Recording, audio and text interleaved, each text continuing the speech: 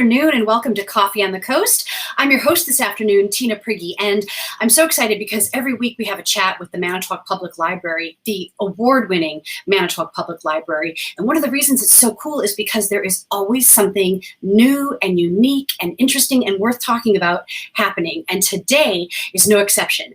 And I am delighted to be joined by Manitowoc Public Library Director Kristin Stoeger. Let me bring her into the show. Hi, Kristin. Hi, and we are Tina. also joined this afternoon by local artist with a collection obsession, Barb Bundy-Jost. Barb, welcome to Coffee on the Coast. It's so nice to see you both. Oh, thank you for having us. So let's dig right in because we're talking about something kind of cool. I'm going to put up the graphic so people know. It's called Collection Obsession. And this is Barb Bundy-Jost's American Gothic collection, which the display started at the library yesterday. You have a chance to see it through September 2nd, and the images are going to give you a little hint at what we're talking about. So, Barb, tell us about this American Gothic obsession. This all started, I don't know, a long time ago. It's over 3 decades ago. My husband and I bought a beater farmhouse on Point Creek Road in Cleveland, Wisconsin. And the realtor was so excited when we purchased the place. He took a picture of the two of us in front of the door of the house, holding a shovel, I think, because it needed work.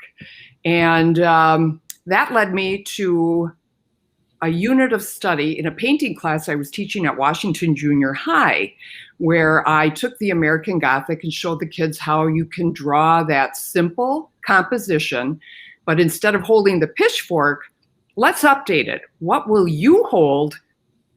Think about what interests you. Think about incorporating yourself into this artwork. Who would you be standing next to? Well, it turned out to be such a rewarding experience. Kids brought other kids in to see what they had created. We got to talking about Grant Wood and the whole American Gothic, which really represented a change in how artists were painting and their subject matter.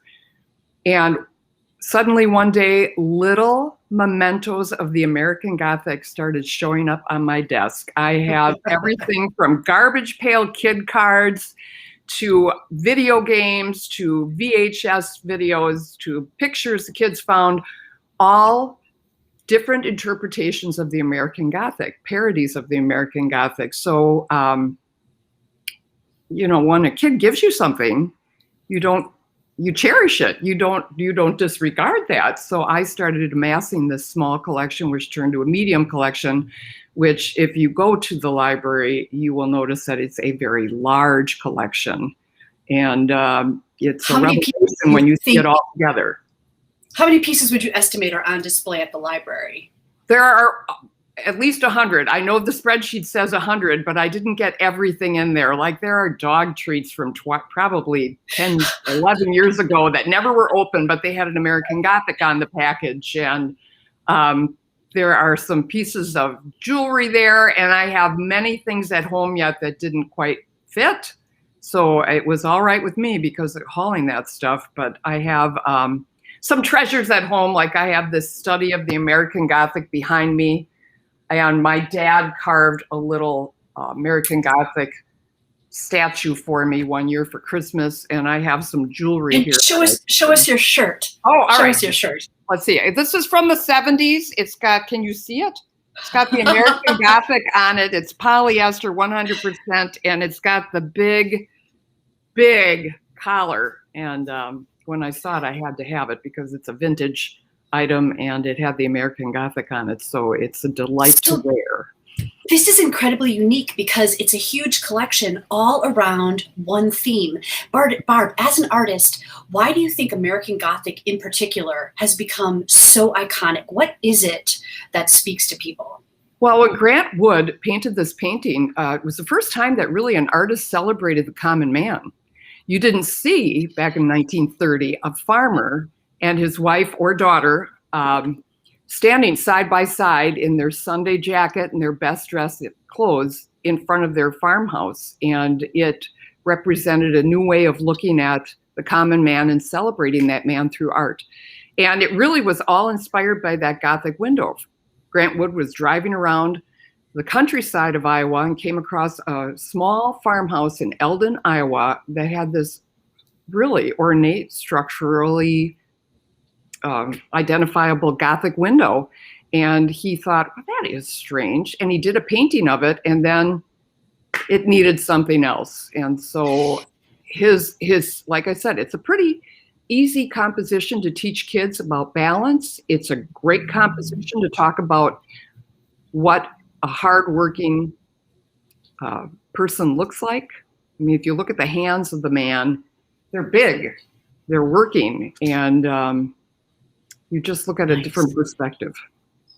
Yeah, that's so great to understand that. So let's tell people one more time, we're talking collection obsession. So this is Barb Bundy-Jost's American Gothic collection, estimating about 100 different pieces, and it's on display right now at the Manitowoc Public Library. Started yesterday and it goes through September 2nd. Kristin, where will this be on display at the library? Well, we have it all on display on the second level of the library. So if you would go down the hallway, you can either get off of the elevator or walk up the stairs. And all along the hallway, we have different artwork that's on display that are various parodies of the American Gothic. And then right outside the children's area, we do have 2 additional areas that have more of the 3D elements that show those parodies of the American Gothic. And it is just astounding. I took some time myself this morning to just enjoy and really soak it in. And it was just a wonderful way to start my day. And I know that, you know, people are going to come down, they're going to come for this and see it, but then people are also just going to be in the library and still have the opportunity to experience that. And I think that's one of the wonderful things about having some of these collections at the library is that we're such a community space, that it's a wonderful opportunity for collectors or artists to be able to share their work and share their passions with the community and let them have a space to be able to connect with it and enjoy it and spark other interests and passions in our community. Oh, I love that, the sparking the interest and the passion. And it's great that it's located near the children's section of the youth department, because what a great generation to spark and to let them know that, you know, art is accessible. Art is something that they can be doing and creating, and it doesn't have to be all serious. It can be whimsical. You can have fun. For goodness sake, you can have a whole collection based around one art piece. So, Barb, you've been collecting for, you said 30 years? Yeah, it all started about 30 years ago. Yes, and That's it's just, you know, you'll see things and you'll say, well, oh my gosh, I've never seen that before. I have to have it. So you go out and you either pick it up or somebody brings it in to you. So it's been great fun. And I also think that the American Gothic will spark conversation. And it's good to have conversations about what do you see? Why do you see it? What does it mean to you? And it's also, like you said, it's allowing freedom to express yourself in certain ways, that you don't have to stick with one common theme, that you can vary something that you see and get an idea and run with it. And I think that this 100 different representations of the American Gothic will show people that maybe you just have to see something to get an idea and go from there. Neat. And I also think it works perfectly with our community as well. The American Gothic is something that our community, even without having a connection to art, can connect with, because it represents our history in this area with our agriculture industry as well. So it's something that really reflects our local demographics, as well as just a really fun way, as I love that the way you put it, Tina, where it allows someone who's just not necessarily an artist to be able to connect with art in their own fun way and kind of spark those interests. And it's so unique because, Barb, you have meticulously amassed this collection over all of these years. So not every community has the option to even have an exhibit like this. This is like something that is uniquely Coolest Coast, and it's so cool that the library is taking advantage of that and making it accessible to the community. It's something we can learn from, we can be inspired from. Like you said, it can spark and inspire, and I think that's so cool. Have you used that space for other exhibits previously, or do you have plans? Will you continue utilizing that space in unique ways, I imagine? Well, and that's a really great question. So as I've shared, the library really is a space to get access to information and connect with cultural, educational, and informational needs that you may have. So that is in our materials, but it's also in the space of really creating that community center. So we have been expanding out to other exhibits and displays.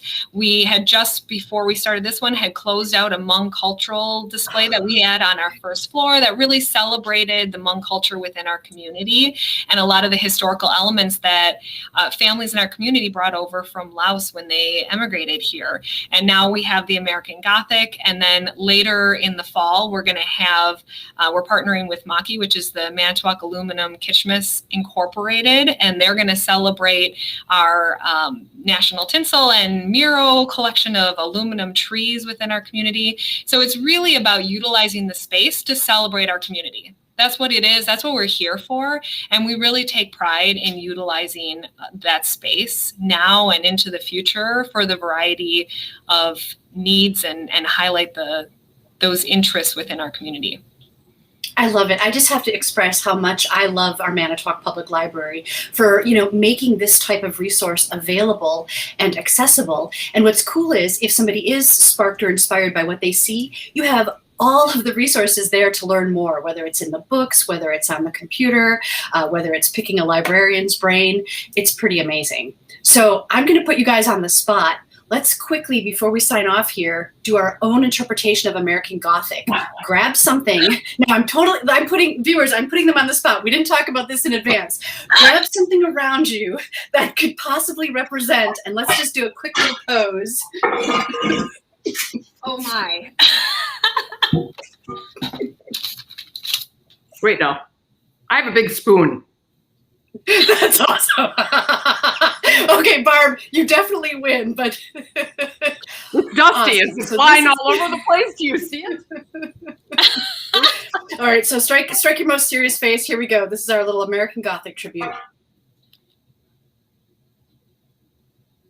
Fantastic. You guys rock.